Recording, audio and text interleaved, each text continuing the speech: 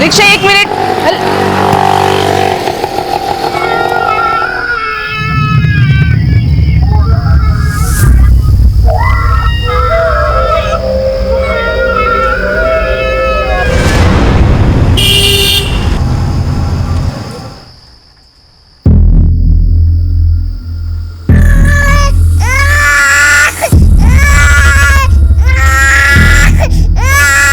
बस बस बस, ये लो बेटा, आप मैगी खाओ।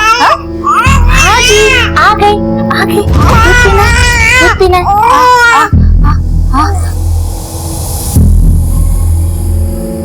बेटा, आप नूडल्स खा ही नहीं रहे हो, मैं खिला दूं? बस बस बस बस।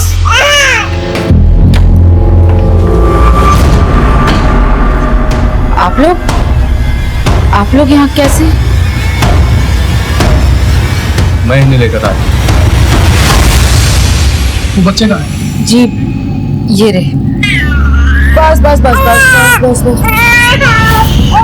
ये बच्चे कहाँ मिले आपको? जी मैं अपनी फ्रेंड के यहाँ से आ रही थी तो तभी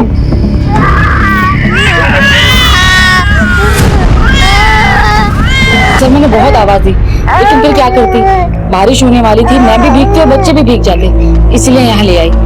सोचा पहले कुछ खिला दूं, फिर आपको फोन करने ही वाली थी मैं। आपको खिला दिया ना?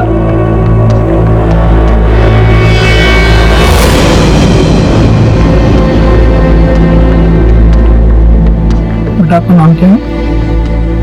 जी बच्चे बहुत ही डरे हुए हैं, मैंने भी पूछने की कोशिश करी लेकिन कुछ बोले ही नहीं। गिरीश, एक काम करो, पूरे कमल नगर एरिया को छान मारो। मुझे लग रहा है अगर माँ बाप कहीं आसपास होंगे, बच्चों के लिए जरूर परेशान होंगे। और आसपास के सभी पुलिस स्टेशन में मिसिंग रिपोर्ट भी चेक करो। एक बात और, बच्चे जहाँ पर मिले हैं, अगर वहाँ पर सीसीटीवी है तो उसके फुटेज भी चेक करो। अब बच्चे को तैयार कर दीजिए, हम लोग इसे किसी एनजीओ में शिफ्ट कर देंगे। एनजीओ क्यों? आप हमें यही रहने दीजिए ना हमारे पास। अब मैं एक बैंक की एम्प्लॉय हूँ, आप मुझ पर ट्रस्ट कर सकते हैं। ठीक है, वैसे भी हमें किसी एनजीओ के बारे में पता करने में थोड़ा टाइम लगेगा, तब तक आप बच्चों को अपने पास रख सकते हैं। थैंक यू साहब, जल्दी पता लगाइएगा, मुझे आपके फोन का इंतजार रहेगा। जी बिल्कुल। ये तस्वीर में कौन है? ये हमारी बेटी है, स्कूल के स्विमिंग पूल एक्सीडेंट में। I am so sorry. आप लोग एक बार पुलिस स्टेशन आ जाइएगा, एफआईआर दर्ज कर लेंगे। जी चलो जी सर। नीता, ये तुम ठीक नहीं कर रही हो। ठीक तो तुम नहीं कर रहे हो रंजन।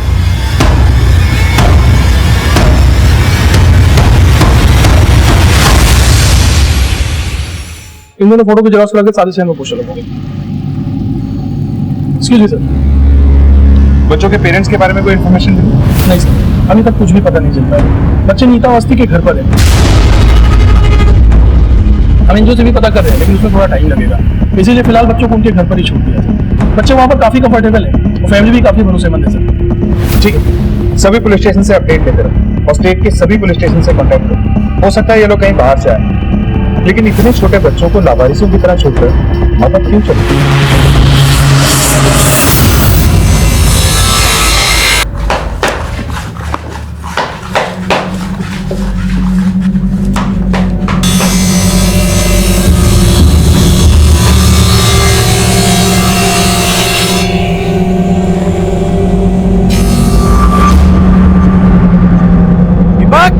दीपक, ठीक है?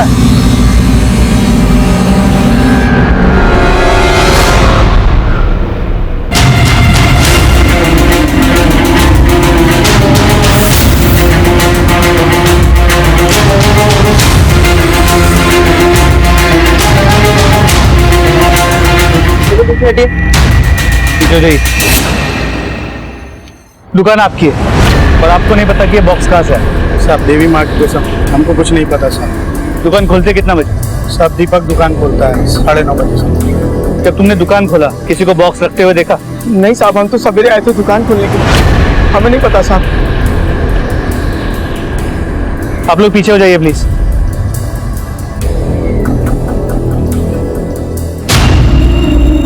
कमल, बॉक्स किसी कुरियर कंपनी का लगता है, स्टैम्प भी पता करो किस कंपनी। पर ये भी पता करने की कोशिश करो इसका सेंडर और रिसीवर कौन। सर बॉडी के टुकड़े करके फेंके गए, मतलब मुमकिन है कि बाकी के टुकड़े भी यही कहीं फेंके गए हैं, क्योंकि कोई भी किलर अपने साथ बॉडी के पास लेके घूमने का रिस्क नहीं ले। आसपास चेक करो, कुछ मिलता है। सर बॉडी पार्ट्स को देखकर ऐसा लग रहा है कि ये पार्ट्स किसी औरत के हैं। आसपास के पुलिस स्टेशन में चेक करो, किसी औरत की कोई मिसिंग कंप्लेंट है। तो जब तक बॉडी के बाकी पार्ट्स नहीं मिलते इन्हें फोरेंसिक भेज। सर कार्टन में मिले लाश के टुकड़ों से सनसनी फैल गई। पुलिस ने लाश के दूसरे हिस्सों को ढूंढने के लिए तलाश तेज कर दी। साहब मैंने फोन किया था साहब इधर आइए। साहब साहब हम लोग इधर मछली पकड़ने आते हैं, आ जाए तो साहब ये दे।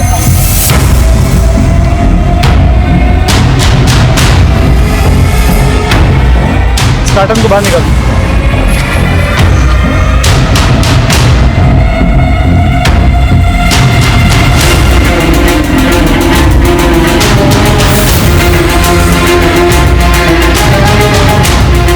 निकालो इसे। लगता है उसी बॉडी का टुकड़ा है जिसके टुकड़े हमें कल उस कारपेंटर के शॉप में मिले। सर लेकिन सिर नहीं मिला। जब तक सिर नहीं मिलता बॉडी पहचानना मुश्किल है।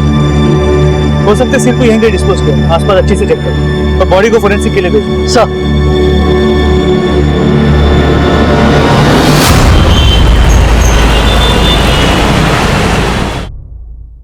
हमारी बेटी रीमा की खबर मिली साहब? देखिए हमने आपकी बेटी की तस्वीर हर जगह भेजी है, अभी तक कोई इन्फॉर्मेशन नहीं मिली है। हो सकता है वो अपनी प्रेमी के साथ भागी है। हमारी बेटी ऐसी नहीं है साहब, हम तो ये सोच सोच के डर रहे हैं कहीं उसके साथ कुछ गलत न हुआ हो। देखिए हम पूरी कोशिश कर रहे हैं, जैसे इन्फॉर्मेशन मिलेगी वैसे हम खबर करेंगे आपको। ठीक है, आप लोग जा सकते हैं।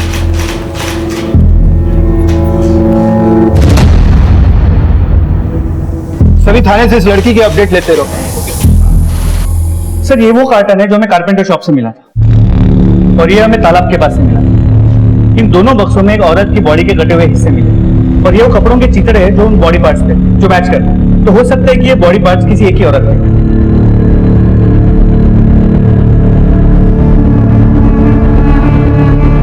सिंह ये देखिए, दोनों कार्टन्स पे जो टेप है उस पे कोई मार्किंग है जो एक ही तरह की।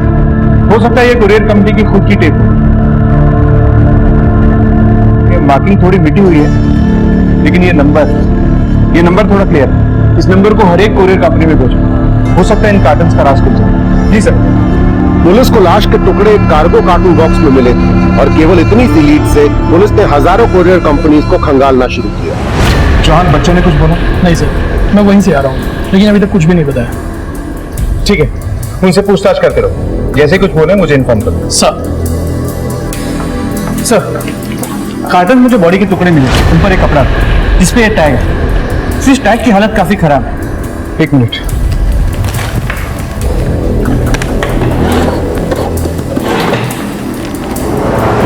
SHEEIA SHEEL। सिंह, ये आई नहीं एल हो सकता, यानी शीला। पता करो कि शीला नाम से भी कितना ब्रांड है और ये किसी बड़े डिजाइनर का ब्रांड नहीं लगता। इस पैमाने पे डिजाइनिंग करने वाली कई छोटी छोटी कंपनीज हैं, लेकिन शीला नाम पे जितने भी ब्रांड रजिस्टर्ड हैं सबके बारे में पता है। और हाँ, एक ही जैसे कार्टन बॉक्स और इन कपड़ों के टुकड़ों से ऐसा लगता है कि ये बॉडी किसी एक ही औरत की है। फॉरेंसिक रिपोर्ट से सब क्लियर हो जाएगा। तुम इस ब्रांड के बारे में पता करो। सर पुलिस को मिल रहे सारे सुराग बेहद ही मुश्किल और लंबी प्रक्रिया वाले थे, लेकिन पुलिस की मुस्तैद टीम पूरी सूझबूझ से अपनी तहकीकात को आगे बढ़ा रही थी।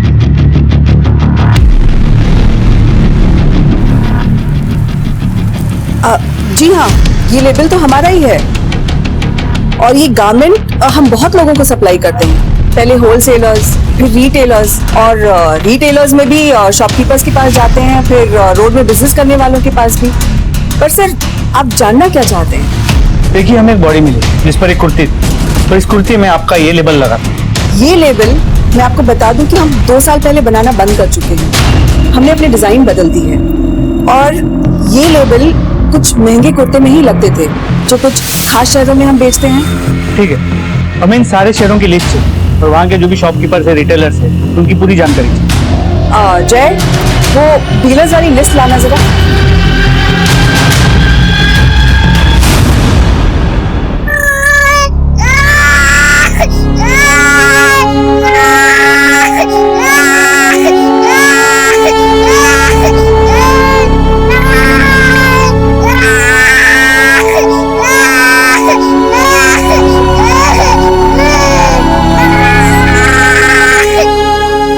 सर, उन दोनों कार्टन्स में जो बॉडी के टुकड़े मिले उनकी फोरेंसिक रिपोर्ट। सर, रिपोर्ट से पता चला है कि वो सभी टुकड़े किसी एक ही औरत की बॉडी के थे जिसकी उम्र करीब 30 साल हो। और वो कपड़े के टैग से कुछ पता चला? सर, हमने करीब 55 दुकानें और 350 डीलर्स को शॉर्टलिस्ट किया। यहाँ से शायद उस कुर्ती को खरीदा गया। और उन कार्टन बॉक्स के बारे में कुछ पता? सर, उस कार्टन पे जो लेबल था और जिस टेप से उसे बांधा गया उस पे अरेबिक में लिखा। मतलब ये कुरियर कंपनी इंटरनेशनल कुरियर में भी डील करती है? जी सर। सर, हमने करीब 90 कुरियर कंपनी से बात की और फाइनली एक कंपनी ने बताया कि इस कंसाइनमेंट को उन्होंने हैंडल किया। उनका नाम है लोडेड कुरियर्स। इस कुरियर कंपनी में जाके इन बॉक्सेस के बारे में पता करें। जी सर।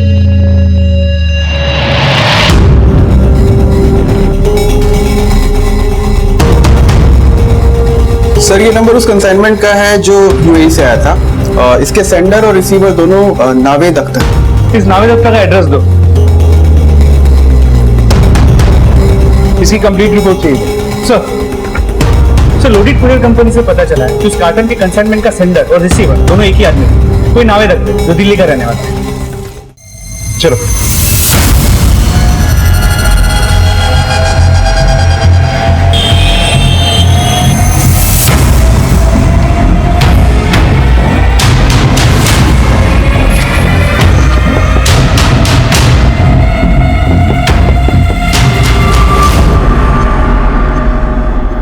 जी कहिए सर।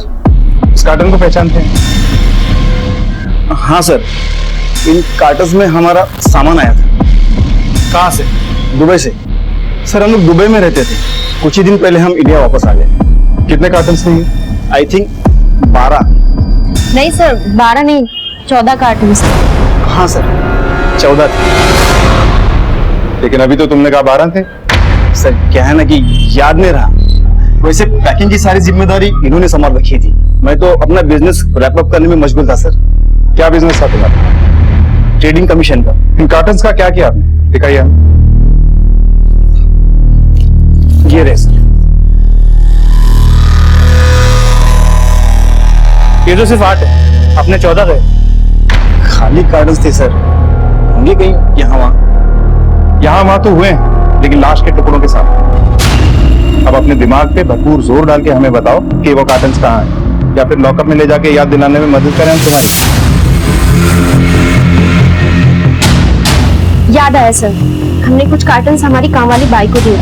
उसने कहा था कि उसे घर का सामान रखने के लिए जरूरत है। उसका नाम और एड्रेस है ना सर? सबका नाम, एड्रेस, फोन नंबर सब लेकर रखा है। ये पास ही में 4 मकान छोड़ के रहती है। इस एड्रेस पे जाके वेरीफाई करो। सर, इन सालों से यहाँ रह रहे हैं, अल्लाह के करम से कभी पुलिस नहीं आई घर। पता नहीं मैडम ने क्या कर दिया। साहब, मेरे पास सामान रखने के लिए सूटकेस नहीं था, इसलिए मेम साहब से ये बक्से मांग लिए। ये तो 3 बक्से, बाकी के 3 का? मेम साहब ने तो मुझे ये 3 बक्से ही दिए। तुम्हारी मेम साहब नहीं कहा, सारे बक्से तुम्हारे पास। अल्लाह खैर करे साहब, हमारे पास बस 3 ही बक्से हैं। मेम साहब झूठ बोल रही है। आपके 14 कर्टन्स में से 8 आप ही के थे, 3 आपकी नौकरानी के थे, बचे हुए 3 का है। बोलो। मैं बताता हूँ। 3 कार्टन्स में तुमने बॉडी को ठिकाने लगाया था, जिनमें से 2 हमें मिल चुके हैं। अब बताओ। हाँ सर, याद है सर। दुबई से इंडिया पहले मैं आया था और 1 हफ्ते बाद मन्नत आई थी। और यहाँ आने के बाद मानेसर में मेरा एक पुराना मकान है सर। उस मकान में कुछ पुराना सामान और ना इस्तेमाल होने वाला सामान उन्हीं कार्टून्स में पैक करके रखा।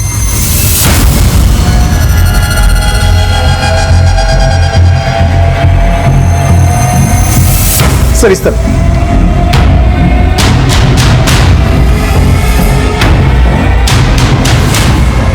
यहाँ तो ताला लगा है। चाबी है मेरे पास। खोलो।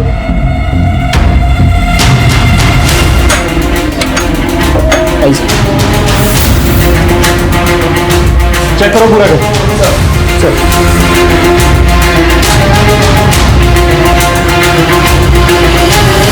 सर, यही सब सामान कार्टून्स में रखा था। सामान तो ही पड़ा है, कार्टून्स में नजर नहीं है। सर, अंदर कुछ नहीं मिला। सर, मैंने घर किराए पे दिया था, लगता है घर छुट्टी चले गए बिना बताए।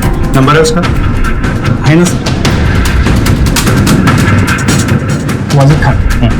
नंबर नोट करो। सर। अनुज।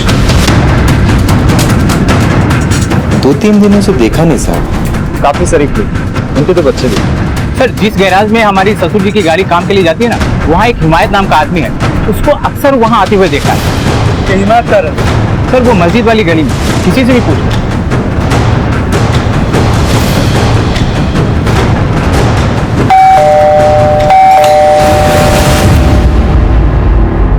जी कहिए। पुलिस। और साहब बात क्या है मतलब? वाजिद को जानते हो? जानता हूँ मतलब साहब, मेरा भाई है, सगा भाई है। कहाँ है वो? अपने घर पे होगा, और कहाँ होगा साहब? वो घर पे नहीं। तो सर उसकी बीवी होगी घर पे, उससे पूछिए कहाँ है। घर पे ताला बंद है और दोनों के फोन भी बंद है। हम जानना चाहते हैं वो लोग हैं कहाँ। मेरा एक बड़ा भाई है इम्तियाज साहब, मैं उससे फोन करके पूछता हूँ कि शायद उसे मालूम हो साहब। वाजिद या जोया, दोनों में से कोई भी तुमसे कांटेक्ट करे तुरंत हमें बताना। जी जी साहब।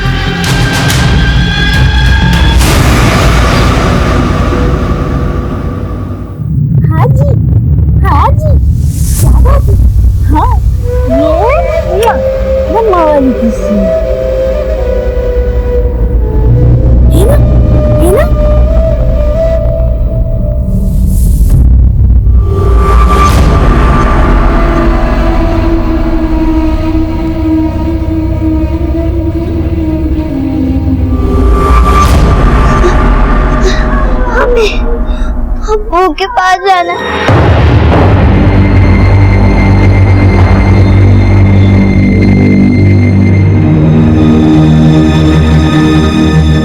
किसके पास जाना है बेटा?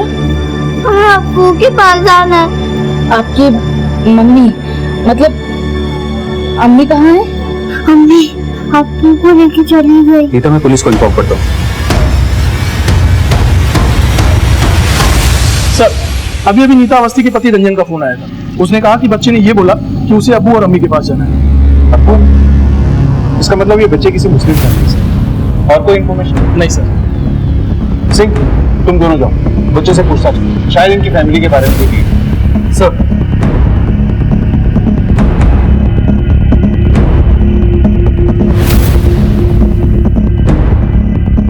बेटा, तुम्हारे स्कूल का नाम क्या है? मेरे स्कूल का नाम मॉडर्न। मॉडर्न क्या बेटा? मॉडर्न। बेटा, तुम्हारा स्कूल है कहाँ? मॉडर्न। बेटा, तुम्हें वहाँ बस स्टॉप पे छोड़ा किसने था, अब्बू ने या अम्मी? अब्बू ने। तो जब तुम्हें वहाँ अब्बू ने छोड़ा, उन्होंने तुमसे कुछ कहा था? ये कहा था कि वो तुम्हें लेने आएंगे? सब रहने दीजिए ना, वो परेशान हो रहा है। Madam please. बेटा, तुम्हारे अब्बू ने क्या कहा था? उन्होंने कहा था कि परी का ख्याल रखें और कोई लेने के लिए आ जाए तो उसके साथ चले जाना।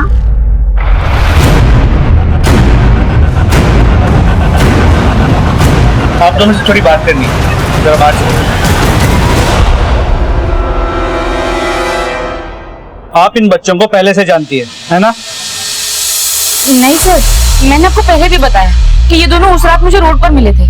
फिर वो बच्चा ये क्यों कह रहा है कि उसके अब्बू ने कहा था उसे बस स्टॉप पे लेने कोई आएगा और उसके साथ चले जाना? मुझे नहीं पता था, हो सकता है सच में इन्हें कोई लेने आने वाला हो। लेकिन ये भी हो सकता है उन्हें लेने आप ही जाने वाली थी और उसके अब्बू ने आपको पहले से बता दिया। ये क्या बकवास है सर, मैं किसी को नहीं जानता। देखिए, हमने आपके बारे में सब कुछ पता कर लिया। आपके बच्चे के गुजर जाने के बाद आप एक दूसरा बच्चा चाहती थी, है ना? हर औरत चाहती है सर। लेकिन अब आप मेडिकली मां नहीं बन सकते, ये बात भी सच है। जी सच है। तो फिर ये हो सकता है कि आप ही ने इन बच्चों को खरीद लिया या फिर किडनैप कर लिया। ये क्या बकवास कर रहे हैं आप? सलामत एनजीओ को कांटेक्ट करो, सब बच्चों की कस्टडी ले लो। सर प्लीज उन्हें मुझसे अलग मत कीजिए। देखिए वो यहाँ पर खुश है। वो बच्ची मेरी गोद में आके ऐसे चुप हो जाती जैसे अपनी माँ की गोद में हूँ। आप उन्हें ले जाकर उन पर जुल्म मत कीजिए प्लीज सर। खबरदार नीता, नीता। खबरदार, कोई नहीं लेकर शहजाद इधर आओ बेटा मेरे पास होगा कोई नहीं। बच्चे को छोड़िए आप। नहीं रोको ना, इन्हें रोको मत अर्जुन। नीता वो हमारे बच्चे नहीं हैं, जाने दो उन्हें।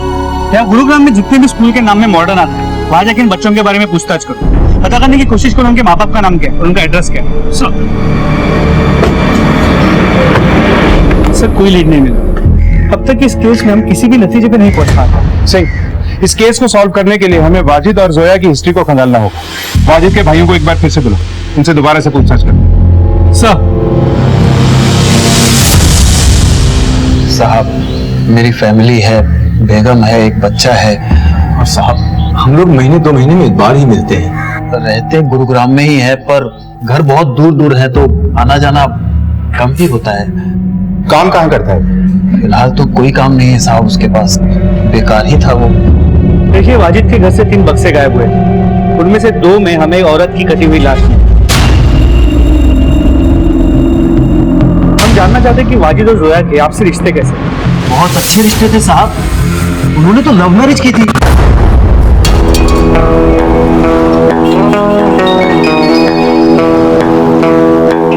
तुम्हें पता है ना जोया तुम क्या कर रही हो? अगर मैंने घर छोड़ा है तो तुमने भी तो अपना घर छोड़ा है।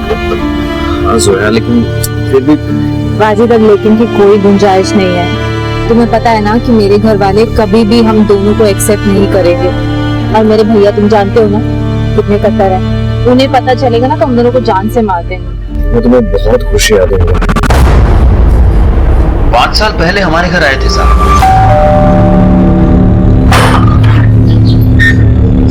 अस्सलाम वालेकुम भाईजान। अरे वालेकुम अस्सलाम वाजिद मियां, अचानक? बस ऐसे ही आ गया था। ये भाईजान ये जोया है, अपने ही गांव की है, हम दोनों घर से भाग कर आए।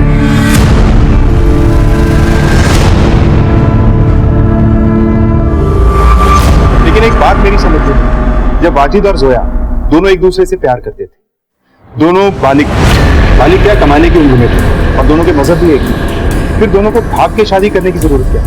साहब आपकी बात बिल्कुल सही है, लेकिन जोया ने मुझे खुद बताया था कि वो हिंदू धर्म से है।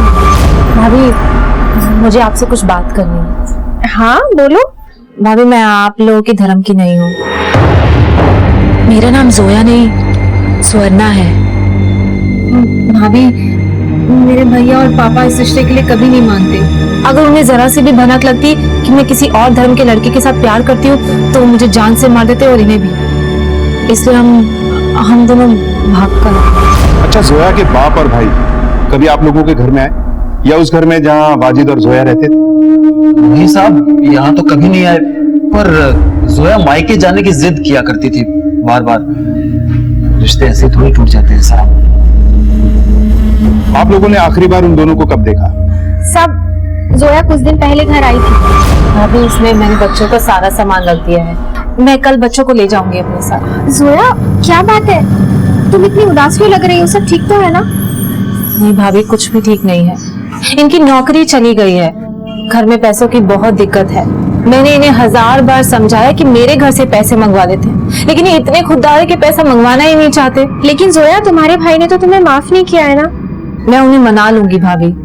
खैर मैं इन दोनों को छोड़कर जा रही हूँ, मैंने एक जगह नौकरी के लिए अप्लाई किया है, शाम को इंटरव्यू है, खुदा ने चाहा तो ये नौकरी मिल गई तो सब ठीक हो जाए। साहब अगले दिन आके वो बच्चों को लेके चली गई और उसने ये भी बताया कि उसका इंटरव्यू बहुत अच्छा हुआ है। सर बच्चे ने मॉडर्न नाम की जिस स्कूल की बात करी थी उसका पता चल गया, ये रही उसकी डिटेल्स। बच्चे के बाप का नाम वाजिद खान और माँ का नाम जोया खान है।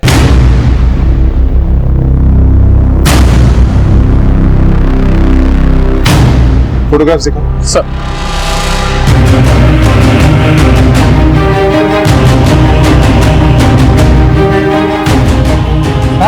ये दोनों वाजिद के बच्चे हैं, मगर हुआ क्या है साहब? दरअसल इन बच्चों को किसी ने रास्ते पे छोड़ दिया था। अब ये सलामत नाम की एनजीओ में, जब तक वाजिद और जोया मिल नहीं जाते इन बच्चों को हम आप लोगों के पास छोड़ देंगे।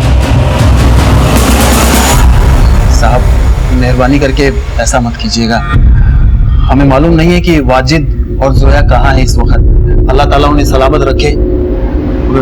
उन्हें कुछ हो गया तो साहब हम उनके बच्चों की परवरिश नहीं कर पाएंगे। ठीक है, मुझे वाजिद का अजमेर का एड्रेस चाहिए और जोया के पेरेंट्स का भी। और हाँ, हमारी इजाजत के बिना आप लोग इस शहर छोड़ के जाने की सोचना नहीं। और जो कुछ भी तुमने मुझे बताया उसमें से जरा सा भी झूठ हुआ तो अंजाम तुम लोग जानते हो। ठीक है, तुम लोग जा सकते हो।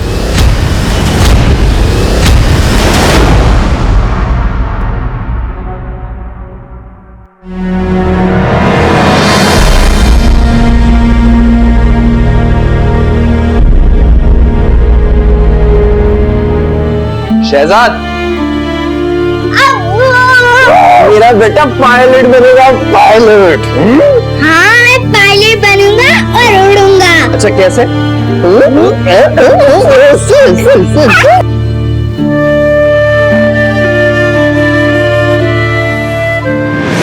ठीक है, इस बारे में पूरी डिटेल्स मुझे दो।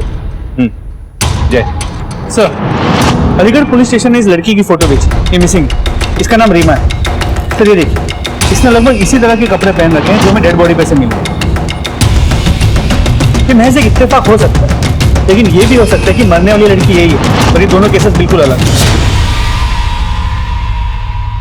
You're right, लेकिन सबसे पहले हमें यह पता लगाना होगा कि ये मरने वाली लड़की कौन है। इसे पहचानना मुश्किल है, क्योंकि बॉडी का कटा हुआ सर अभी तक हमें नहीं मिला और कातिल ने जानबूझकर लाश के टुकड़ों को दूर दूर फेंक दिया था ताकि हम कभी भी उस तक ना पहुंच पाए।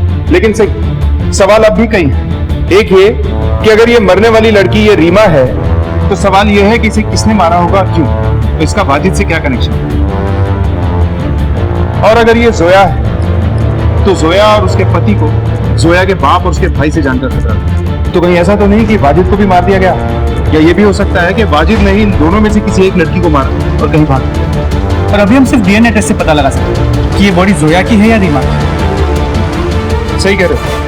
एक काम करो, चौहान को बोलो कि उन बच्चों का ब्लड सैंपल लो और इस रीमा के माँ बाप का भी ब्लड सैंपल। और तुम ऐसा करो कि एक टीम लेके अजमेर जाओ, वहां की लोकल पुलिस से मदद लेकर जोया और वाजिद के बारे में पता करो। सर, अलीगढ़ पुलिस से मिले नए सुराग से पुलिस और भी उलझ गई थी। अब इस केस के तार बाहरी इलाके से जुड़ गए थे।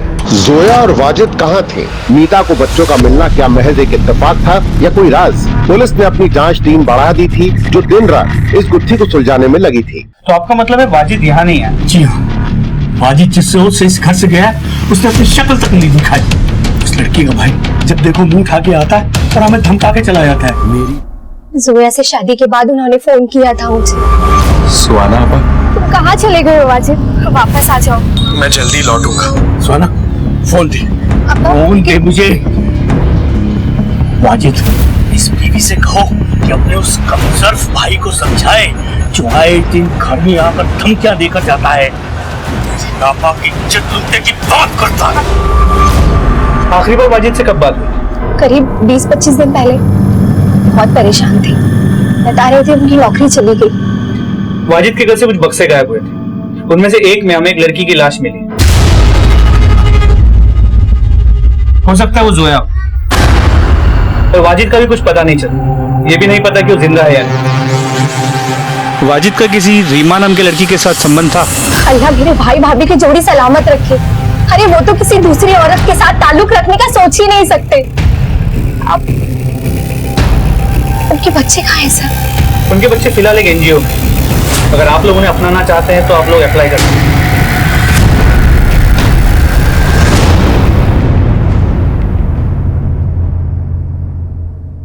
देखिए साहब, न तो हम ये जानते हैं कि वो लड़की कहाँ है और न ही हम जानना चाहते हैं। आपकी स्वर्णा से आखिरी बार बात कब हुई थी? 5 साल पहले, जब वो इस घर की बेटी थी और मेरी बहन थी। उसके बाद कभी उसने कॉल नहीं किया। हमें आपके ब्लड सैंपल चाहिए। क्यों? हमें एक लड़की की लाश मिली जिसका सिर नहीं, और हमें उसकी शिनाख्त करने में मुश्किल हो रही है। तो हम डीएनए मैचिंग करके देखना चाहते हैं कि क्या वो लड़की स्वर्णा है। हमारी बदकिस्मती है कि उसकी रगों में भी हमारा ही खून दौड़ रहा है। और भगवान से मानूंगा कि लाश उसी की हो। सर, अजमेर में जोया और वाजिद दोनों के घर वालों से बात हुई।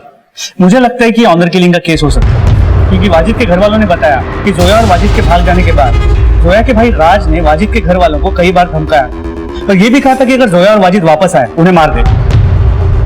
तो ठीक है, तुझसे ये ऑनर किलिंग का मामला हो सकता है। एक काम करो, राज की कॉल रिकॉर्ड से करवाओ और गुरुग्राम में जहां ये वाजिद रहता है वहां लोगों को राज की फोटो दिखाकर पूछो क्या कभी किसी ने उसको वहां देखा।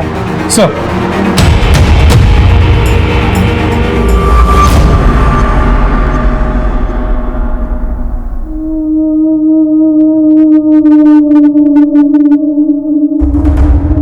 ये कपड़े तो मेरी बेटी के हैं साहब। आप लोगों को पूरा यकीन है कि ये कपड़े आपकी बेटी की?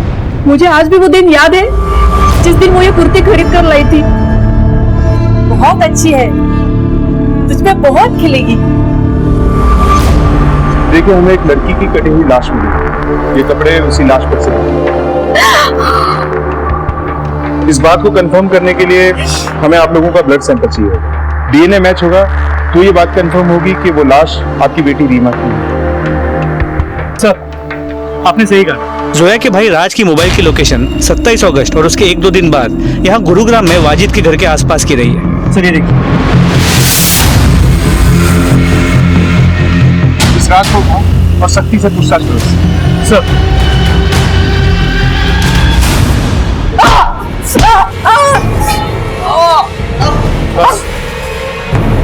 सर शुरुआत मैं कर दे।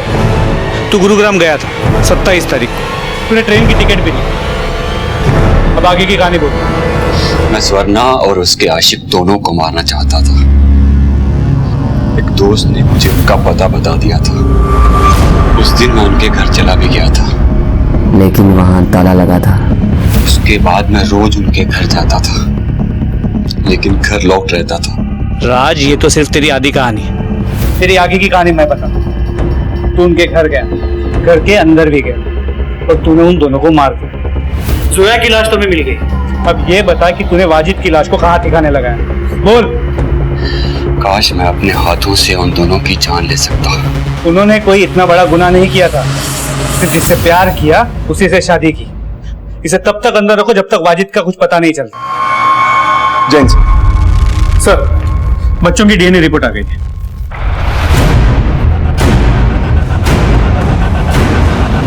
सिंह, मुझे 27 अगस्त की इन तीनों की पूरी डिटेल चाहिए। कौन कहां था, क्या कर रहा था, किससे मिल रहा था? सर, पुलिस के हाथ कुछ अहम सुराग लग गए थे। अब उनके शक और तफ्तीश का दायरा भी सीमित हो गया था। सर, एक इंपॉर्टेंट बात पता चली। क्या? हत्या वाली रात यानी 27 अगस्त को हमें जिस जिस जगह लाश के टुकड़े मिले थे, हर उस जगह पे एक टेम्पो को देखा गया सर। हमने टेम्पो के मालिक का पता भी लगा लिया। ये रही उसकी डिटेल्स। सर, रीमा की लीड, उसका फोन अभी अभी स्विच ऑन हुआ था। लगता है इस केस से बहुत जल्द पर्दा उठने वाला है, क्योंकि हमारी हरकत को देख के हत्यारे भी हरकत में आएंगे और कोई ना कोई गड़बड़ जरूर करेंगे। सब पे नजर बनाए रखो। और चौहान, इस टेम्पो के मालिक को उठा के लाओ और तुम रीमा को ट्रैक करो।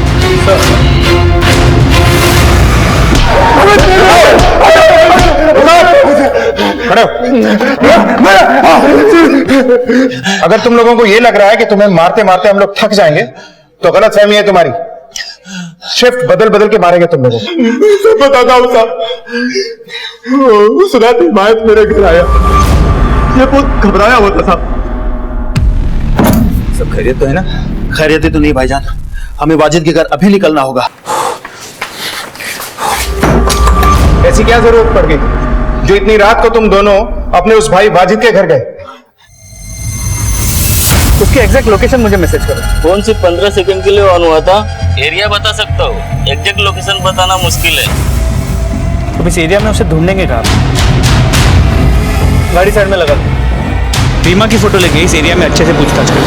फिर क्या हुआ? मैं और हिमायत वाजिद के घर पहुंचे। वाजिद कौन है? हिमायत।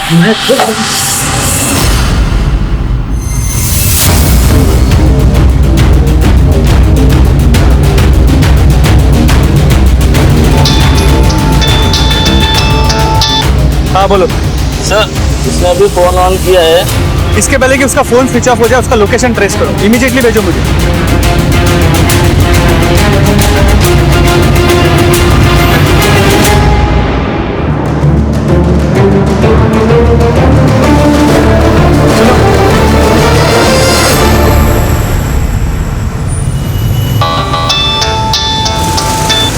हाँ बोलो। सर उसने अभी भी फोन ऑफ किया है।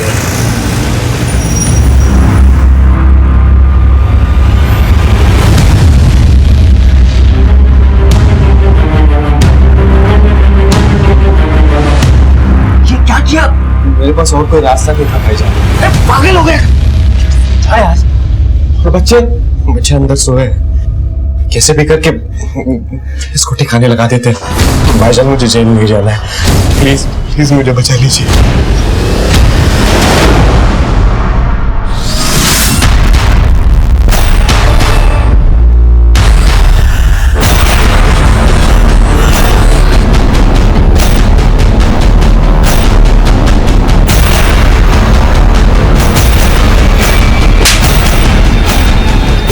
लड़की का है।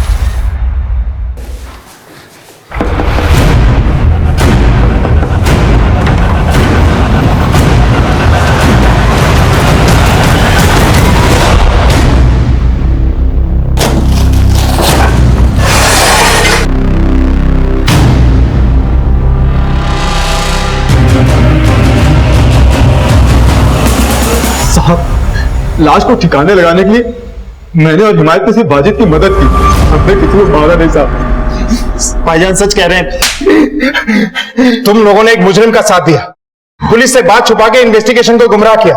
देखते जाओ तुम लोगों पे कितनी दफाई लगेगी। तब तक तुम्हारे उस लाडले भाई से पूछते हैं कि आखिर हुआ क्या। साहब साहब साहब साहब सिंह, प्लीज प्लीज प्लीज मत पढ़िए। चल वो ये सब क्यों किया, वरना उल्टा लटका के मारूंगा। सर, मेरी और जोया की शादी हो गई थी। मैं उससे बहुत प्यार करता था। वो दूसरे धर्म के होने के बावजूद उसने हमारे मजहब में अपने आप को बहुत अच्छे से ढाल लिया था। उसके घर की माली हालत भी बहुत बेहतर थी हमसे।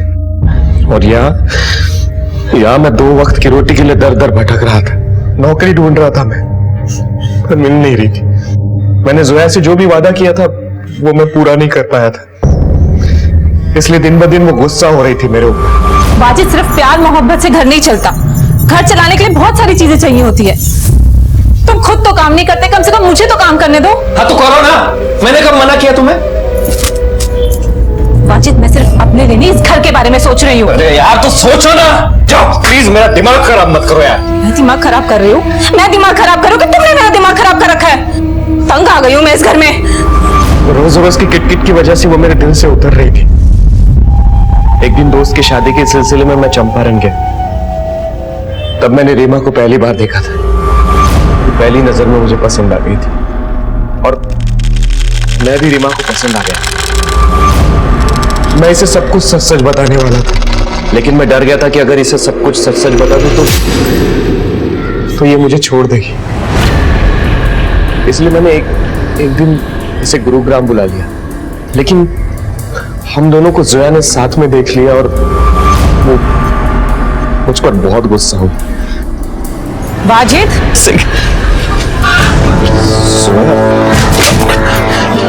तो ये वजह थी तुम्हें काम ना मिलने की? नहीं नहीं जोया, मेरी बात सुनो। मेरा नहीं तो कम से कम अपने दोनों बच्चों को तो ख्याल किया होता। अच्छा नहीं किया तुमने। जोया मेरी बात सुनो। तुम जोया देखो, रीमा देखो, ऐसा कुछ नहीं है। उसके बाद रीमा भी मुझसे दूर जाने लगी। रीमा प्लीज मेरी बात तो सुनो। रीमा मुझे समझाने का मौका तो दो। प्लीज प्लीज मुझे ऐसे छोड़कर मत जाओ। मेरे लिए तो तुम्हारे पास कोई जगह ही नहीं है। रीमा, मैं तुम्हारे लिए अपने दिल में भी जगह रखूंगा और अपने घर में भी। ठीक है, तो पहले अपनी बीवी से छुटकारा पाओ और अपने बच्चों से नहीं जाओ। कर पाओगे? मैंने कहा कर पाओगे? लेकिन जैसे तैसे मैंने रीमा को मना लिया। मैंने जोया से कहा था कि अगर तुम घर से जाना चाहती हो तो जा सकती हो, लेकिन अभी बच्चों को भी साथ में लेके जाना पड़ेगा। तुम जैसे घटिया साथ रहना ही नहीं है मुझे। तुम्हें मेरे साथ नहीं रहना है? जाओ अभी के अभी यहाँ से जाओ और अपने बच्चों को भी साथ में लेके जाओ। वो सिर्फ मेरे बच्चे तुम्हारे कुछ नहीं लगते? एक दूसरी औरत के लिए तुम मुझे घर से निकाल रहे हो?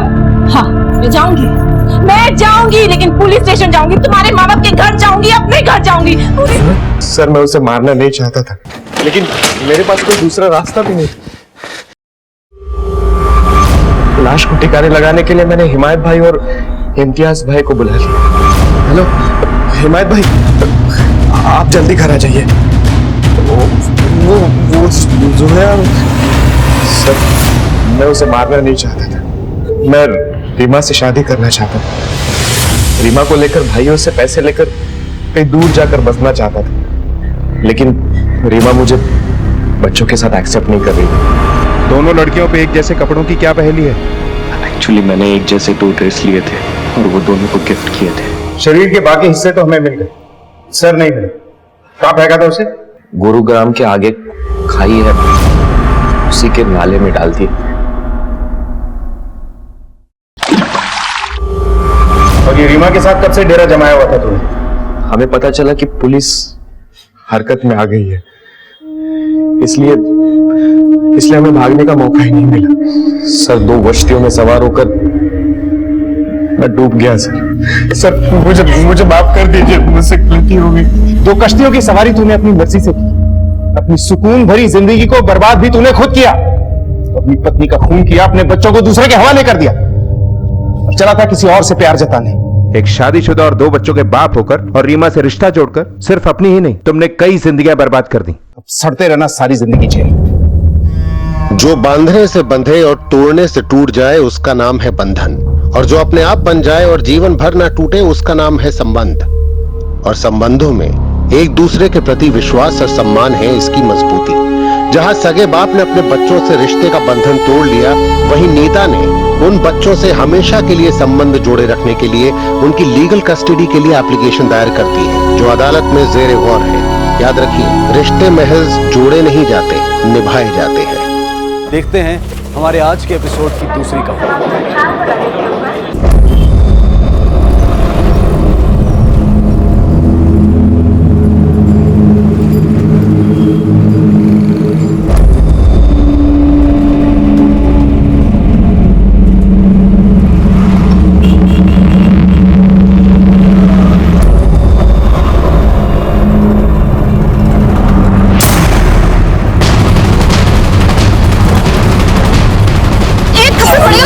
निकल जाएगी, लेकिन समझा? मैंने कुछ नहीं किया, मैं तो मत जा रहा था यहाँ से। नहीं, अरे दोस्त नहीं, दोस्त अरे मेरी बात मैंने नहीं किया।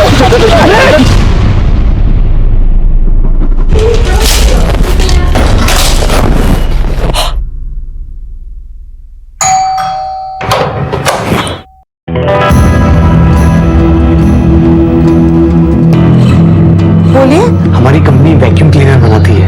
नहीं चाहिए। मैम प्लीज बात तो सुन लीजिए मैम। देखिए एक डेमो ले लीजिए आप, अगर आपको डेमो पसंद ना आए तो फ्री में घर की सफाई हो जाएगी। ठीक है, आइए। देखिए मैम, इसको यूज करना बहुत इजी है और बहुत स्मूथ है, कोनों में अच्छी सफाई करता है। मैम आप भी ट्राई कीजिए ना। मैं? हाँ आइए आइए। अच्छा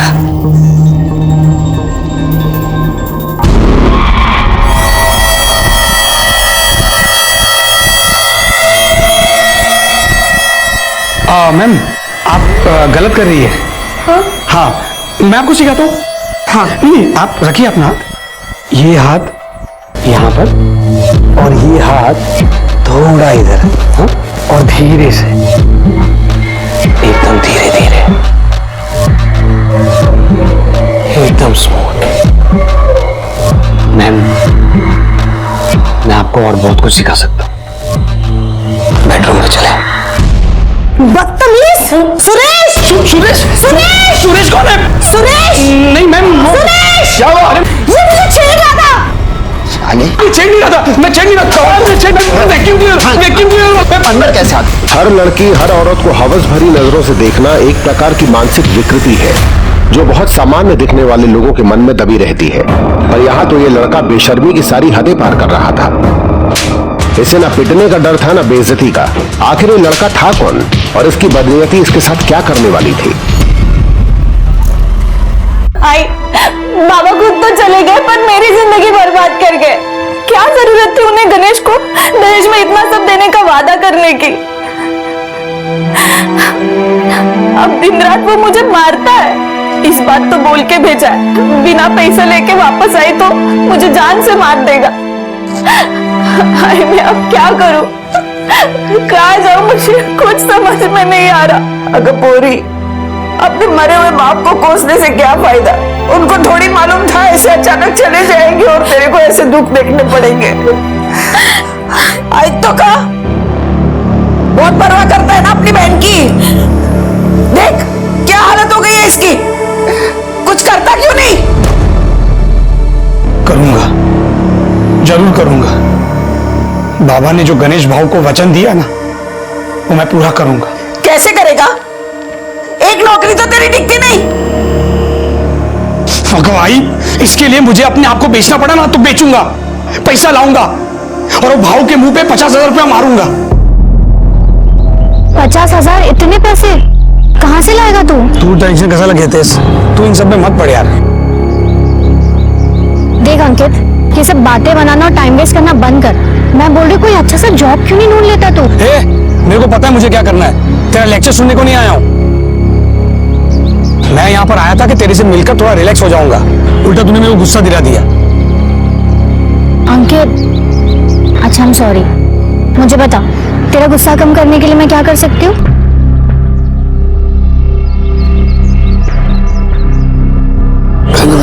अंकित प्लीज प्लीज प्लीज प्लीज एक बार। अंकित प्लीज ना यार, 24 घंटे तेरे दिमाग में बस यही सब चलता रहता ना? नहीं तो इसके अलावा कुछ सोचता ही नहीं है? हाँ, जैसे 24 घंटे तेरे दिमाग में इसके अलावा सब कुछ चलता है, वैसे मेरे दिमाग में सिर्फ यही चलता है, समझी? देख शादी से पहले ये सब कुछ नहीं हो सकता, और मैं बोल रही कोई अच्छा सा जॉब ढूंढ ले, वरना मेरी मॉम है ना मेरी शादी किसी और के साथ करवा देगी, फिर तू देखते रहना मेरे सपने। अरे पूरे जाते रोज की कटकट।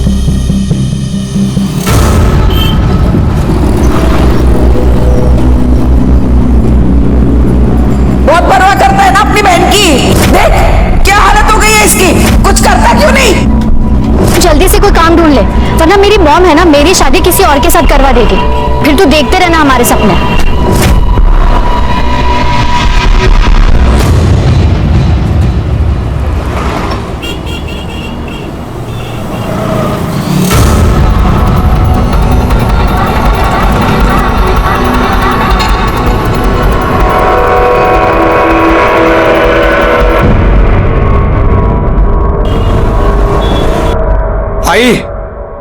एक बार ही नौकरी लग गई ना, फिर तू देख सब ठीक हो जाएगा, सबके दिन अच्छे आएंगे। ठीक है पकड़, पगार बहुत अच्छी है। इसके बाद रेखा ताई की आंखों में आंसू नहीं आने दूंगा। सबसे पहले तो वो गणेश भाव के पास जाऊंगा, 50,000 रुपया दूंगा, उसको बोलूंगा रेखा ताई को लेकर जा, उसको परेशान मत करना, उसको मारना मत, है ना? देव बाबा सब ठीक करेगा। तू बस मेरे को अभी आशीर्वाद दे दे, लेट हो रहा है मेरे को। अरे हे काय आता? अरे गोड खा, दही साखर आहे, सर्व काम चाललं होणार। ओके चल मैं जल्दी चल चल चल चल।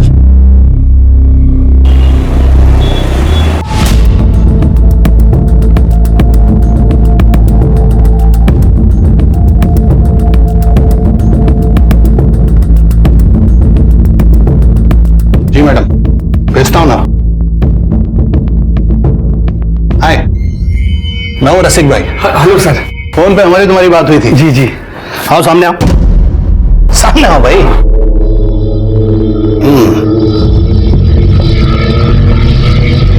गुड, घूम के दिखाओ। जी अरे घूम के दिखाओ भाई, घूम जाओ घूम जाओ घूम जाओ।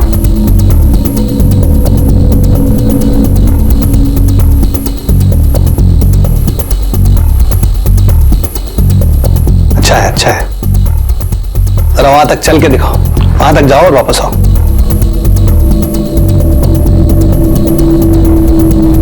हाँ ठीक है ठीक है, आ जाओ वापस। हाँ बढ़िया है। हाइट क्या है तुम्हारी? हाइट 5'9". और चेस्ट साइज क्या है? अरे सीना कितना चौड़ा है तुम्हारा? 46 होगा। 46। और वेट क्या है?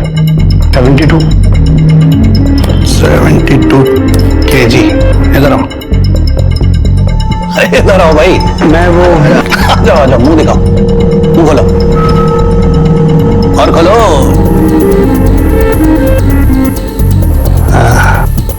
अच्छा है, काम के आदमी हो। सर जॉब किस बारे में?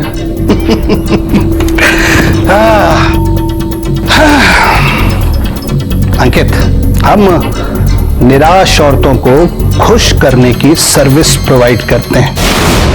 मुझे एक बात बताओ, औरतों और सेक्स के बारे में क्या ख्याल है तुम्हारा?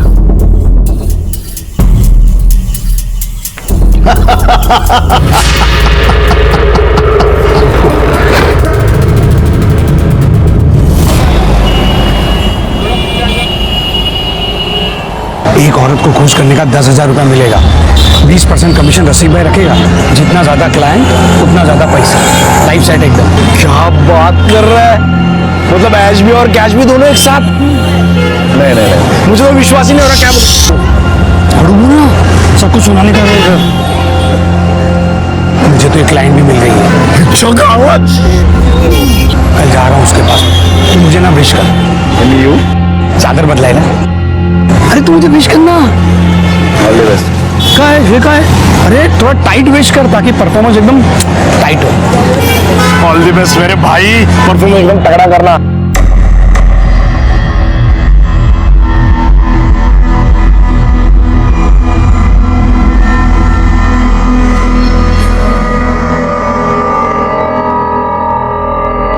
चलो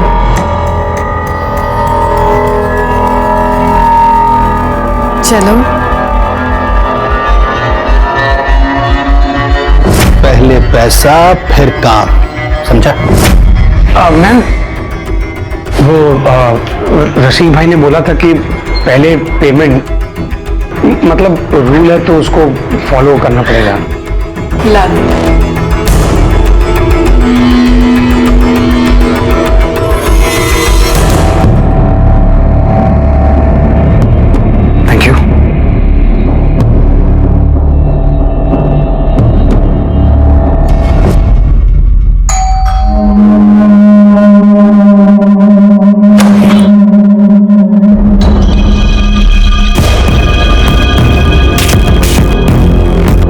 अंदर आओ, अंदर आओ।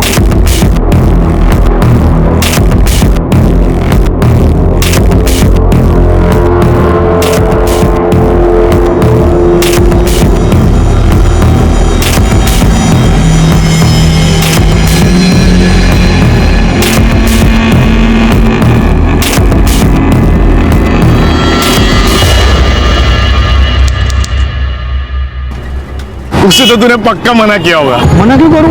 अरे काम है मेरा। इस बात के नोट मिलते हैं मेरे को। और मेरे को उससे कौन सी शादी करनी थी, है कि नहीं? अंकित सुनना यार, मेरी भी लगवा देना। रसिक भाई से बात करना प्लीज प्लीज, मेरे लिए बात करना। तेरे लिए बात करो? हाँ, क्या प्रॉब्लम है? अरे थोपड़ा वक्त तुझा। अरे मतलब तेरा थोपड़ा देखना यार। देख, इस लाइन में, स्पेशली इस लाइन में जो दिखता है ना वही दिखता है, कुछ भी। तू रसिक भाई से बात करना, बाकी का मैं देखता हूँ। अरे तू पागल हो गया क्या? अरे तू एक काम करना, कोई अच्छा सा जॉब ले ले, मतलब क्लर्क का या फिर डिलीवरी बॉय बन जा कहीं पे। ये तेरे बस का काम नहीं है यार, समझा? एक मिनट, आइए। हाँ आई बोल। हाँ नहीं, घर पे आ रहा हूँ मैं। पहले एक जगह से पेमेंट लेनी है। क्या कब आएगा ये? कितनी देर बैठूं? और क्या है, अभी आ रहा है तू? 1 घंटे से तेरा इंतजार कर रहा हूं, तू मस्त घूम घाम के आ रहा है। तुम्हारी काम से क्या था भाव? ये पकड़ो 25,000 रुपया। 25,000 बाद में देता हूँ। इतना पैसा लाया कहां से तू? नया जॉब लगा है, वहीं से एडवांस उठाया है। कैसा जॉब? तुमको क्या करने का? तुम पैसा गिनो ना, मेहनत और खून पसीने की कमाई है। चाय देना तुम्हें? बहुत पीली चाय है। अभी तो चलता हूँ, बाद में आता हूँ रेखा को ले जाने के लिए।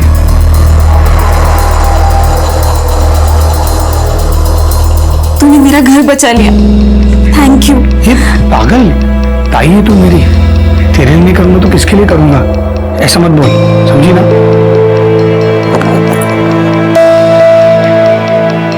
ये तेरे लिए आई, ये तुझ्यासाठी। कितनी प्यारी है ना? और देख आई, तूने रेखा की शादी में अपना सारा सोना बेच दिया था ना, मैं तुझे डबल सोना बना के दूंगा। हो रहा। मैं तो यही चाहती हूँ कि तू दिन रात खूब तरक्की करे, खूब कमाए।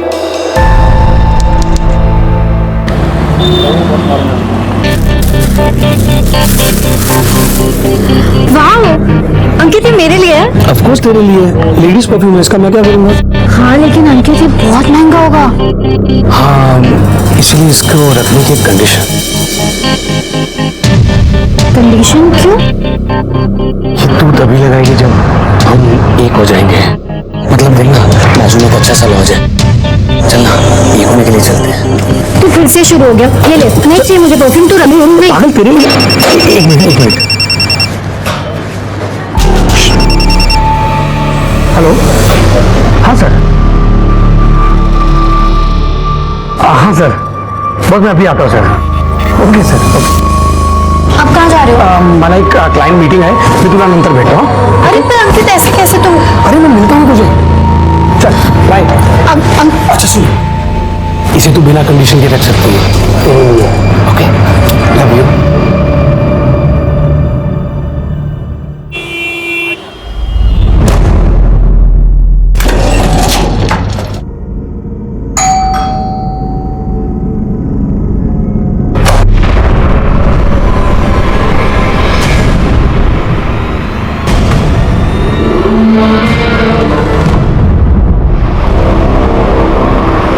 हो सकता है अपने दोस्तों के साथ कहीं घूमने चला गया हो। अरे नहीं साहब, वो बिना बताए किधर भी नहीं जाता है। 8 बजे बराबर घर पे आ जाता है। आज आधी रात होने को आया, अभी तक घर नहीं आया। उसका फोन भी नहीं चालू है। मुझे तो लगता है साहब मेरा बेटा कोई मुसीबत में है। साहब हम हाथ जोड़ती है, मेरे बेटे को ढूंढ के दो। कहाँ काम करता है आपका बेटा? वो कोई कंपनी में काम करता है, नाव तो नहीं मैं थी। 1.5 महीने से लगा है उधर काम पे। ठीक है, अपने बेटे का मोबाइल नंबर और फोटो दे दीजिए, हम उसको ढूंढते हैं। कोई साहब कोई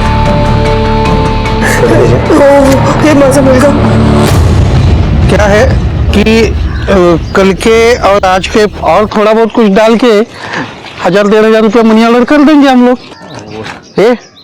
वो देख बैग।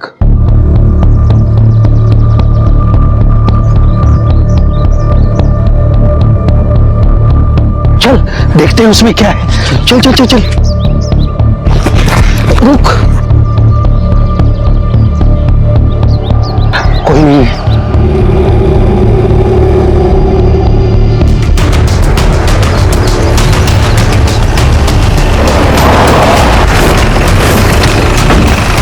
चला बाजूला, चला मागे।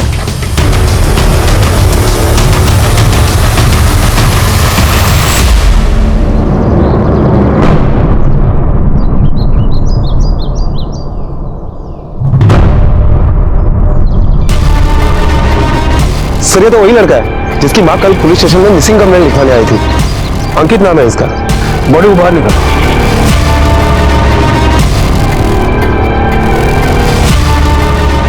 सर बॉडी पर चोट के काफी निशान है। लगता है मरने से पहले इसे काफी बार पीटा गया है। मौत की वजह तो पोस्टमार्टम के बाद ही पता चलेगी। उठे, जरा बगा आसपास का मिलता था। Okay sir. बॉडी को सबसे पहले किसने देखा था? मैंने।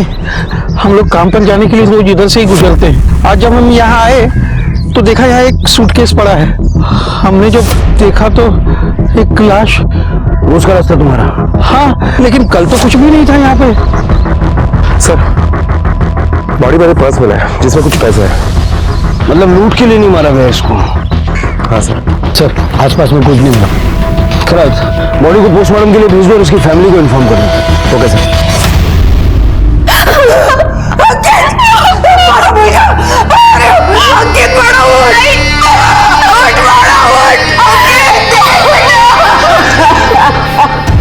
सर अंकित की पोस्टमार्टम रिपोर्ट आ गई है।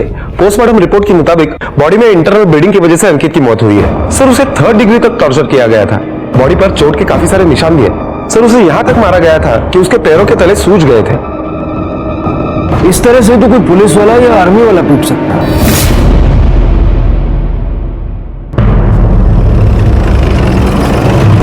उसने हमें बताया नहीं कि वो कहाँ काम करता था, लेकिन हाँ उसकी पगार अच्छी थी। कुछ दिनों से बहुत खुश था, सबको बहुत खुश रखता था। कितनी चिंता थी उसको मेरी और आई की। बोलता था हमें फिर कभी दुखी नहीं होने देगा। और सबको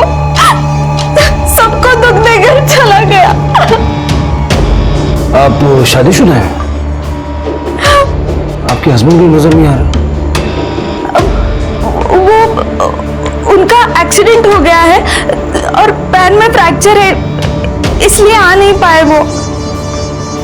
अंकित का किसी से कोई अफेयर था? नहीं मालूम सर, उसने कभी नहीं कुछ इस बारे में बताया। किसी से कोई लड़ाई झगड़ा दुश्मनी? दोस्तों के बारे में तो पता होगा ना? उसका एक ही दोस्त है, बेस्ट फ्रेंड, संतोष कामड़ी। खरत, संतोष कामड़ी को पुलिस स्टेशन बुलाओ। रेखा का पति अंकित के गायब होने से लेकर अब तक कहीं नहीं दिखा। वाकई बेड रेस्ट पे है या मामला कुछ और है? सर, ये संतोष बस।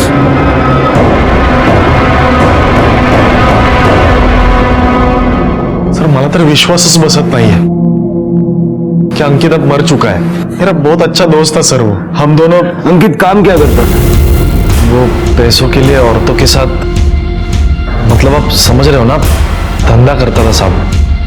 24 घंटे उसके दिमाग में वही चलता था साहब। सेक्स के लिए भूखा था सर वो। किसी लड़की को देख लेता था तो उसके दिमाग में सिर्फ सेक्स ही आता था। फिर उसको वही काम मिल गया और मजबूरी में नहीं साहब, खुशी से काम करता था। अच्छे खासे पैसे भी मिलते थे उसे। किसके लिए काम करता? नहीं पता साहब, उसने कभी बताया नहीं। हाँ, लेकिन वो नवघर में पाटिल कॉलेज के पास उसे एक पैम्पलेट मिला था जिस पर डे 10,000 कमाने का ऑफर था।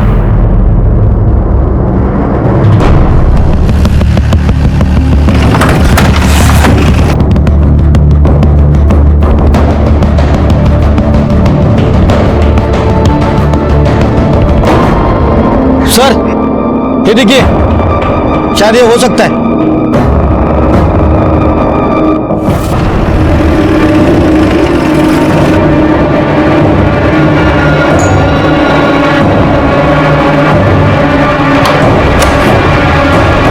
रसिक भाई। जी साहब। ये तुम्हारे लिए काम करता था? नहीं सर। कौन है ये?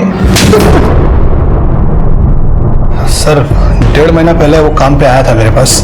काम में बहुत सही था सर वो। बहुत पैसा बनाया सर उसने। जिस दिन उसका मर्डर हुआ दोपहर को वो यहाँ आया था। कोई बुकिंग थी उसकी? नहीं साहब, उस दिन तो वो ऐसे ही मिलने के लिए आया था। जिन जिन औरतों के पास तुमने उसको भेजा था सबकी लिस्ट चाहिए मुझे। लिस्ट? क्या है ना साहब कि ये धंधे में लिस्ट विस्ट किधर बनाते हैं हम लोग? मतलब लिस्ट नहीं है ना साहब। अपने आप दे दे, वरना अगर हम निकलवाएंगे तो बहुत कुछ बाहर आएगा। देता हूँ सर। सर लेकिन गारंटी नहीं है ना कि वो नाम जो मैं आपको दूंगा वो असली हो। क्या है, औरतें अपना गलत नाम भी बता सकती है। तो नाम नंबर दे तो सही। हाँ, देता हूँ सर।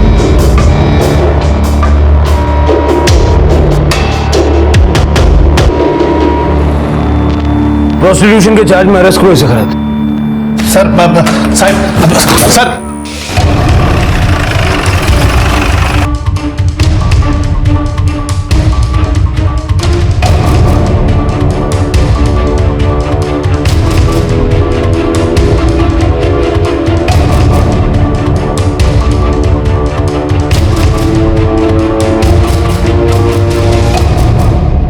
क्या आप इसे जानती है?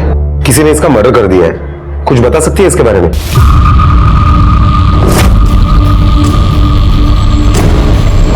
कौन है? वॉचमैन है, वॉचमैन। सर मैं इसके बारे में कुछ नहीं जानती। सर प्लीज आप जाइए यहाँ से। मेरे हस्बैंड को इसके बारे में कुछ नहीं पता सर। मेरा घर बर्बाद हो जाएगा सर। प्लीज आप जाइए। मैं नहीं जानती कौन है ये।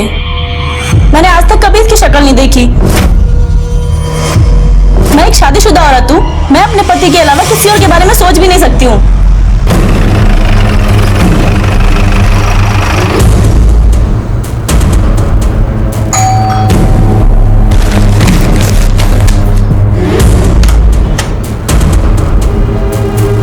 नैना देशमुख?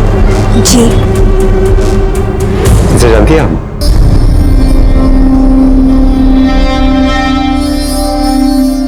आप अंदर आइए। जी बैठिए।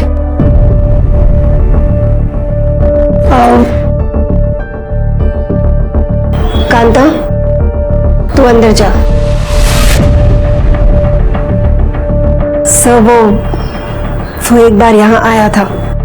एक्चुअली एक बार मैं उसके साथ कैजुअल सेक्स में इन्वॉल्व हुई हूँ।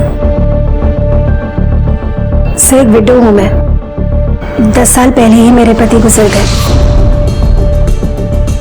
तो एक औरत की अपनी फिजिकल नीड होती है, मेरी अपनी कुछ जरूरतें हैं। इसके बारे में और कुछ जानती है आप? यही कि एक पेड सेक्स वर्कर है और एक बार यहाँ आया था। कब आया था? अब ऐसे एग्जैक्ट डेट तो मुझे नहीं पता, पर हाँ 1 महीने पहले आया होगा। काम से आया था, ज्यादा बात नहीं हुई, फिर वो चला गया। उसके बाद वो आपसे कभी नहीं मिला? क्योंकि जिस दिन उसका मर्डर हुआ उसके मोबाइल की शाम की लोकेशन यहाँ लोखंडवाला की है। सर तो मैंने आपको बताया ना कि वो एक पेड सेक्स वर्कर है, हो सकता है वो कहीं और गया हो। सर अंकित की कस्टमर होना तो छोड़ो, लेकिन कुछ लेडीज ने तो उसे पहचानने से भी इनकार कर दिया, और जिन्होंने पहचाना उनके पास ऐसा कुछ भी नहीं है जो वो हमें बता सके। खैर मुझे ये मामला बदलेगा लगता है। हो सकता है कि इनमें से किसी औरत को वो ब्लैकमेल कर रहा था या फिर ऐसे ही कुछ। सर अंकित को जिस तरीके से पीटा गया था वो तरीका तो क्रिमिनल्स के खिलाफ सच उगलवाने के लिए हम इस्तेमाल करते हैं। पता करो अंकित के आसपास जितने भी लोग हैं उनमें से किसी का पुलिस या आर्मी से कोई कनेक्शन है क्या? Okay sir. सर इंक्वायरी की तो पता चला है कि रेखा के पति के पैर में वाकई में फ्रैक्चर हुआ है, लेकिन ये किसी एक्सीडेंट की वजह से नहीं, बल्कि कुछ लड़कों ने उसकी पिटाई की है उसी के मोहल्ले में। पिटाई की वजह से उसकी टांग टूटी है सर। ये रेखा नाम से झूठ क्यों? एक्सीडेंट नहीं हुआ था साहब, ये मेरे को 2 लोगों ने पीटा था और मेरे को पूरा यकीन है ये सब अंकित ने करवाया है। ये तो यकीन से कैसे कह सकते हो? क्योंकि मुझे पीटने के बाद वो लोग आपस में बात कर रहे थे कि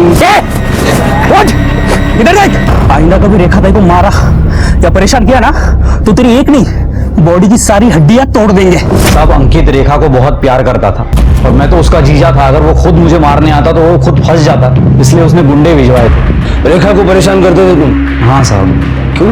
क्योंकि उसका बाप मेरे को बोला था साहब कि पैसा लाके देगा, लेकिन पैसा लाके देने से पहले बुड्ढा लुढ़क गया। फिर अंकित बोला कि वो पैसा देगा, लेकिन वो लटका लटका के दे रहा था। अभी उस दिन भी जब वो पैसा देने आया था तो ये क्या आखिरी इंस्टॉलमेंट? बाबा ने जो वचन दिया था वो मैंने पूरा कर दिया, अब ताई को परेशान नहीं करने का।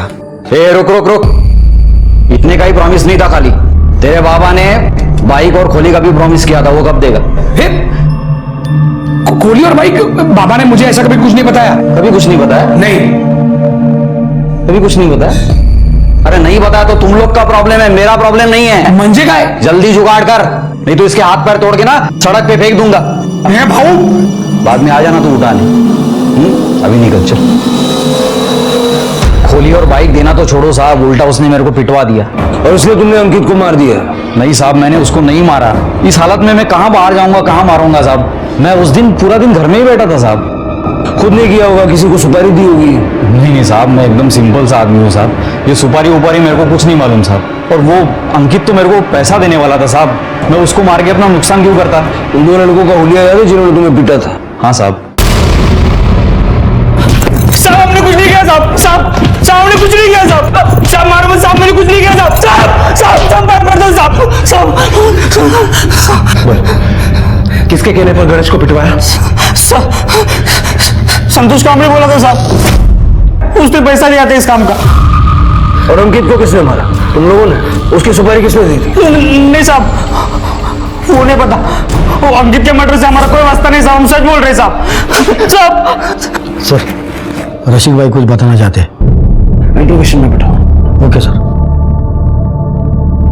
कुछ भी बोला ना, कुछ भी झूठ निकला, खैर नहीं तुम्हारी। बोल। सर एक बात याद आई तो सोचा आपको बता दूं। अंकित उसका दोस्त है साहब, संतोष, वो आया था साहब मेरे पास काम मांगने के लिए। मैं उसको बोला कि कुछ दिन बाद बोलता हूँ। बाद में साहब मैंने ये बात अंकित को बताई तो अंकित बोला कि रसिक भाई अगर आप संतोष को काम दोगे तो मैं जॉब छोड़ दूंगा। बाद में कुछ दिन के बाद संतोष आया था साहब मेरे पास। रसिक भाई मैं कब से ज्वाइन कर सकता हूँ? सॉरी यार, मैं तुम्हें हायर नहीं कर सकता। मैं अच्छी परफॉर्मेंस दूंगा अंकित से। मैं तुम्हारी वजह से अब अंकित को नहीं जाने दे सकता। अंकित सबसे ज्यादा बिजनेस लाता है मेरे लिए, समझे? मतलब अंकित ने मना किया है मुझे हायर करने के लिए? उसकी तो मैं छोड़ूंगा नहीं उसको। खराज संतोष को उठाओ। सर, अंकित के कॉल रिकॉर्ड्स। एक लड़की से कुछ दिन पहले तक उसकी काफी बात हुआ करती थी। स्वाति नाम की लड़की है सर। कौन है ये स्वाति? कहाँ रहती है? सर, उसका फोन नंबर उसके ऑफिस एड्रेस पे रजिस्टर है। उसके आस पड़ोस वालों से और उसके साथ जो लड़के हैं उनसे भी हमने पूछताछ की। उन्होंने अंकित और स्वाति के बीच में प्यार की बात को कंफर्म किया है सर। मतलब ये लव स्टोरी का एंगल भी हो सकता है जो अंकित की मौत का कारण बना।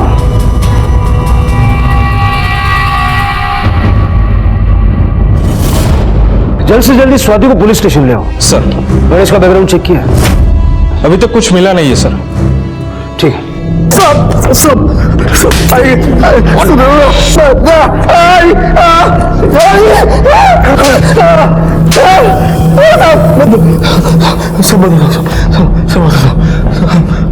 मैंने अंकित को नहीं मारा साहब, मेरा बहुत अच्छा दोस्त था वो। मैंने नहीं मारा साहब उसको। मैं भी पैसा कमाना चाहता था साहब। मैंने अंकित को बोला रसिक भाई से मिलवा, तो उसने साफ मना कर दिया। तो मैं चुपके चुपके रसिक भाई के घर गया, उसके पीछे पीछे। रसिक भाई को पूछा तो उन्होंने बोला कि अंकित ने मना कर दिया मुझे हायर करने के लिए। तो मुझे गुस्सा आया था साहब। झगड़ा हुआ था हमारा, लेकिन वो बात उधर खत्म हो गई थी साहब। बात तो खत्म हो ही जाएगी क्योंकि तुमने अंकित को ही खत्म कर दिया। अगर तू किराए के गुंडों से गणेश को पिटवा सकता है तो एक्सपर्ट हायर करके अंकित को मरवा भी सकता है। नहीं साहब, वो अंकित ने बोला था गणेश को पिटवाने के लिए। और रेखा ताई को बहुत पीटता था गणेश, बहुत मारता था। और अंकित ही नहीं चाहता था कि उसका नाम सामने आए। बहुत अच्छा दोस्त था ना तू अंकित का। वो भी जानता होगा कि उसकी गर्लफ्रेंड थी। हाँ, स्वाति। लेकिन उन दोनों का ब्रेकअप हो गया था साहब। क्यों साहब? उसके घर वालों को अंकित पसंद नहीं था। वो अमीर लड़की, ये चौल का लड़का। उन लोगों ने उसको एक बार पिटवाया था साहब। बहुत बुरी तरह मारा था साहब, बहुत बुरी तरह। सर, स्वाति आई है। अंकित अच्छा लड़का था सर। अगर अच्छा लड़का था तो ब्रेकअप क्यों हुआ? किसने किया ब्रेकअप, तुमने या उसने? सर, वो मेरी मॉम को हमारे बारे में पता चल गया था। वो अंकित को बिल्कुल पसंद नहीं करते थे। उन्हें लगता था कि वो निकम्मा और आवारा किस्म का लड़का है। एक दिन जब मैं और अंकित साथ में थे, मॉम ने हम दोनों को देख लिया था। उसके बाद अंकित को वार्निंग दी कि वो मुझसे दूर रहे वरना उसके लिए अच्छा नहीं होगा। और उस दिन के बाद हम कभी नहीं मिले सर। स्वाति, तुम्हारी माँ ने उसे वार्निंग दी, उसके बावजूद भी तुमसे मिलता था। और इस बात के लिए उसको किसी ने बुरी तरह से पीटा था। और उसे पिटवाने वाला और कोई नहीं था, तुम्हारी माँ थी। स्वाति, तुम्हारी माँ ने किसके हेल्प से अंकित को पिटवाया था? मेरे मामा की। मतलब पॉसिबल है कि तुम्हारी माँ ने तुम्हारे मामा की हेल्प लेके अंकित को मरवा दिया? नहीं सर, ऐसा कुछ नहीं है सर। अपने मामा का नंबर और नाम लिखवा दो।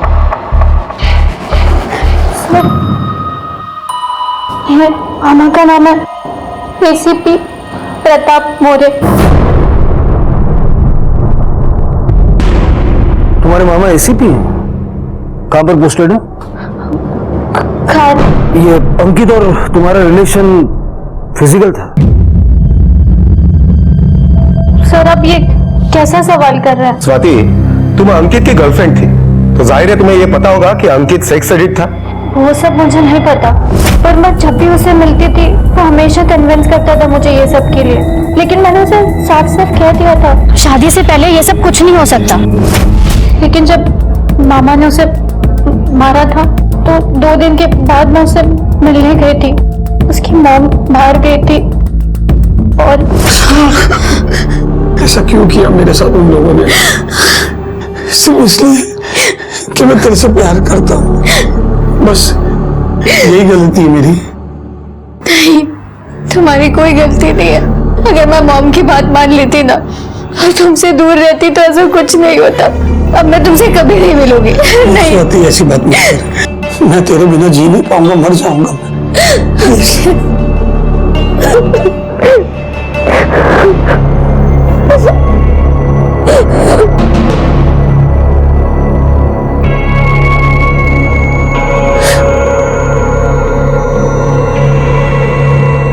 मतलब तुम दोनों के बीच में इंटीमेसी थी?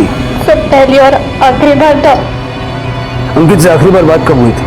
12 तारीख को, गायब होने के एक दिन पहले। हम अगले दिन मिलने वाले थे। 13 तारीख को सर मैंने उसे बहुत फोन किया, फोन बंद था। और फिर नेक्स्ट डे न्यूज में देखा कि उसका खून हो गया। स्वाति, जब तक ये केस सॉल्व नहीं हो जाता शहर से बाहर मत जाना और अपनी सारी डिटेल्स लिखवा के जाना।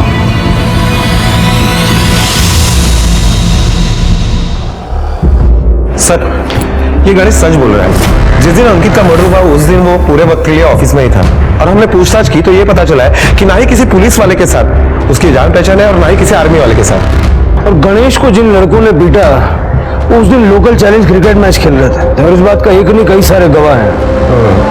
सर, संतोष भी अपने भांजे के मुंडन में प्रतापगढ़ में था। सर, अगर इनमें से किसी ने नहीं मारा है तो आखिर मारा किसने? सर, स्वाति के घर का एड्रेस A24 निर्मला कॉलोनी लोखंड वाला है।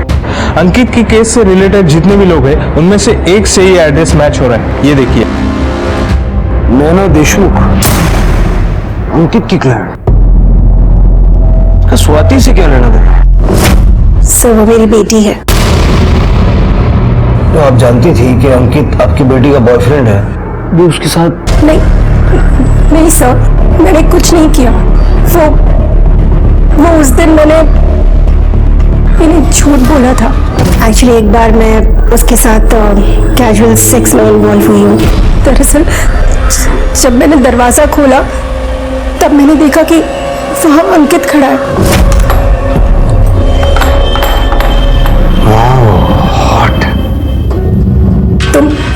तुम यहाँ क्यों आए हो? देखो मुझे यहाँ कोई तमाशा नहीं चाहिए, अभी मेरा कोई गेस्ट आने वाला है। नहीं हो गेस्ट हो सासू माँ।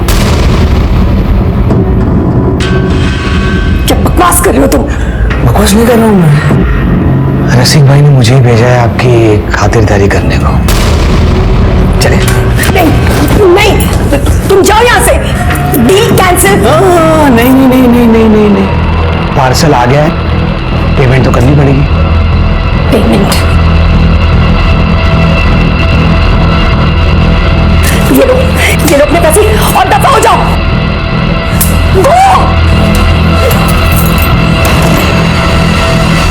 तो आपका मतलब है कि वो यहाँ सिर्फ एक बार आया था? नहीं, उसके बाद दोबारा आया था, 1 हफ्ते या 10 दिन बाद। सोचना भी मत कि तुम मुझे परेशान कर सकते हो। एक बार पहले मेरा भाई तुम्हें पिटवा चुका है ना, मुझे मजबूर मत करो कि मैं उसे दोबारा बुलाऊं। ठीक है, बुला लो। हाँ, बुला लो। हाँ? यस। फिर मैं, तुम और तुम्हारा भाई तीनों मिलकर ये वीडियो देखेंगे। बहुत मजा आएगा।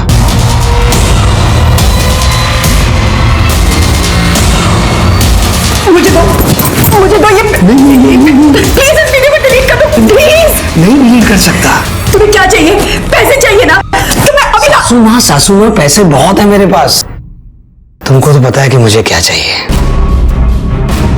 चलो कपड़े उतारो। नहीं ठीक है, तो ये वीडियो वायरल कर देता हूँ और क्या। नहीं प्लीज नहीं, प्लीज उसे डिलीट, प्लीज।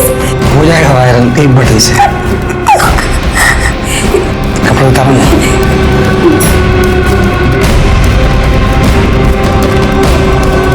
सर उसकी बात मानने के अलावा मेरे पास और कोई चारा नहीं था। उसके बाद जिस दिन भी उसका मन करता वो यहाँ आता रहा, पैसों के लिए नहीं, रसिक भाई के भेजने पर भी नहीं, बल्कि मेरे साथ जबरदस्ती करने। जिस दिन आपको उसकी लाश मिली उस दिन भी वो पहले यहाँ आया था और उस दिन भी उसने मेरे साथ जबरदस्ती की और फिर यहाँ से चला गया। पर इसके बाद वो कहाँ गया, क्या हुआ, मुझे कुछ नहीं पता। इतना सब कुछ होने पर आपको नहीं लगा कि पुलिस को बताना चाहिए? एसीपी मोरे साहब तो आपके भाई हैं। साहब को पता है ना, अगर कोई भी बात पुलिस तक पहुंच जाती है तो फिर उसे पब्लिक होने में भी वक्त नहीं लगता। मेरी बेटी स्वाति तो क्या सोचती मेरे बारे में, मेरा भाई क्या सोचता, और मैं इतना बड़ा रिस्क नहीं।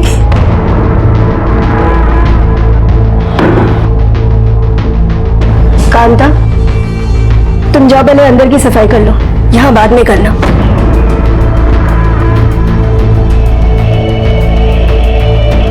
आप कुछ कह रही थी? सर मैं आपसे विनती करती हूँ, प्लीज इस बारे में स्वाति से कुछ मत कहिएगा, प्लीज सर।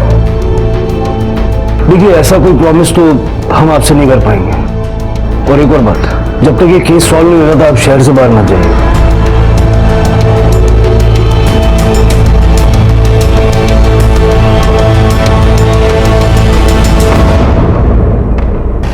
कार चलो एसीपी साहब के ऑफिस। सर ये केस तो बहुत टफ होते जा रहा है। पहले हाई प्रोफाइल औरतें थी और अब एसीपी साहब भी। खरा अब नाम आया है तो इन्वेस्टिगेट तो करना पड़ेगा। बात करता हूं उनसे, देखते हैं कैसे रिस्पॉन्ड करते हैं। थैंक यू सर, इतने शॉर्ट नोटिस पे आपने हमें मिलने के लिए वक्त दिया। एक्चुअली हम अंकित चौहान मर्डर केस का इन्वेस्टिगेशन कर रहे थे, तो हमें पता चला कि हाँ, मैंने उसको सबक सिखाया था ताकि वो मेरे भांजे से, स्वाति से दूर रहे। वो तो मैं जानता हूँ सर, मुझे ये जानना था कि उसके बाद कभी मांडवकर, मुझे पता है 13 तारीख को उसका मर्डर हुआ, बॉडी 14 को मिली। उस पूरे वीक में मैं हैदराबाद में ट्रेनिंग देने के लिए गया था, चाहे तो तुम चेक कर सकते हो। नहीं सर, उसकी कोई जरूरत नहीं। Thank you for your time.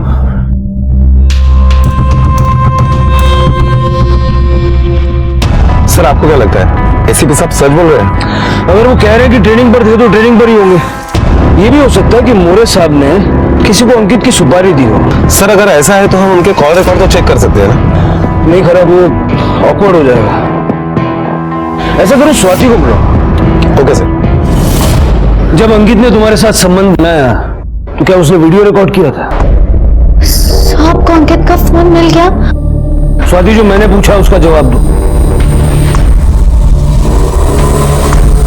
Sir उसने मुझसे बहुत रिक्वेस्ट की थी सर, तब मैंने उसे परमिशन दी। मुझे बहुत भरोसा था सर उस पर। सर मैं आपसे विनती करती हूँ, प्लीज इस बारे में स्वाति से कुछ मत कहिएगा। सर वैसे अगर देखा जाए तो अंकित को मारने का सबसे स्ट्रांग मोटिव नैना के पास ही है। हो सकता है कि अंकित का मर्डर करने के लिए नैना ने किसी की हेल्प ली हो। पहली नजर में तो ये मोरे लगता है, लेकिन मोरे एक हफ्ते के लिए शहर में नहीं था। अगर ये मोरे नहीं है तो कौन हो सकता है जिसका बैकग्राउंड पुलिस का, आर्मी का या सिक्योरिटी ऑफिसर का हो? पुलिस ने नैना से जुड़े सभी लोगों की कुंडली खंगाली और नजर में आया कांता का पति शिवा। चला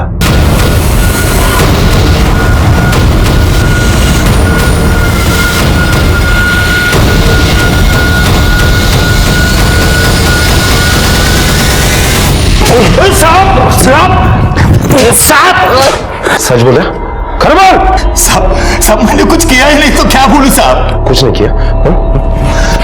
कुछ नहीं किया साहब, साहब मत मारो साहब मत मारो साहब। यही वक्त है सब कुछ सच बोल दे, बोलना लंबा जाएगा तू। मैडम ने मुझसे हेल्प मांगी थी। कौन मैडम? नैना मैडम। सब उसके अच्छे पैसे भी दे रही थी। अंकित उसको मिलने को आया तब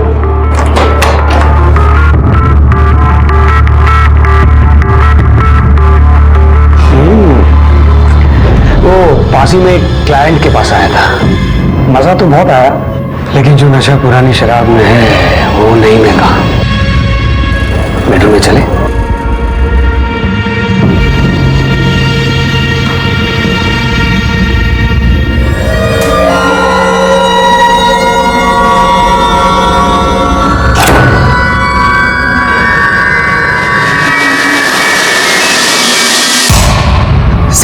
मेरा एक दोस्त बाहर गाँव गया था, उसकी खोली खाली थी। मैडम ने अंकित को मेरे साथ में उस खोली में छोड़ा और बोली कि वार्निंग देके उसे छोड़ने के पहले उसे तोड़ दे ताकि वो आगे से परेशान नहीं करे। मैं सिक्योरिटी डिपार्टमेंट में काम करता हूँ, मुझे पता है किसको किधर मारना है किधर नहीं मारना है, इसलिए सेफ मारा साहब उसे ताकि चोट नहीं दिखे। मुझे सब दारू के नशे में पता ही नहीं चला। सब मैंने देखा वो मर गया था, मैं वैसे डर गया, मैंने मैडम को फोन किया।